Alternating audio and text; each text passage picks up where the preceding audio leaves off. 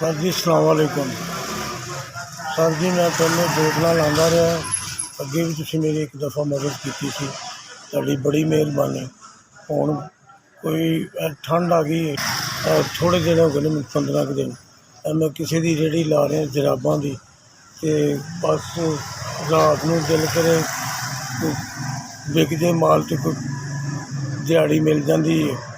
तो यह मेरे सर गुलदे की दर्द 5-6 दिन हो गए, तो किराए पर रहना बड़ा मुश्किल आदमी है, तो गुजारा नहीं होता। मेरी कोई मदद कर दो, मैं बहुत मस्कीन हूँ। मैं राशन सटालांगा, मैं बड़ा राशन तो बड़ा परेशान है, खान पीन की बड़ी प्रॉब्लम है। ताड़ी बड़ी मेहरबानी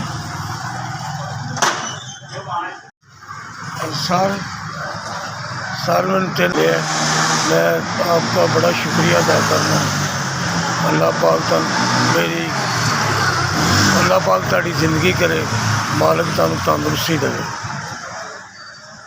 अल्लाह मालिक जिन्हों ने भी 3000 भेजे है, अल्लाह पाक उन्होंने ज़िंदगी देवे, तो मौला उन्होंने अल्लाह पाक उन्होंने इन्ना कि देवे किसी गल की थोड़ ना।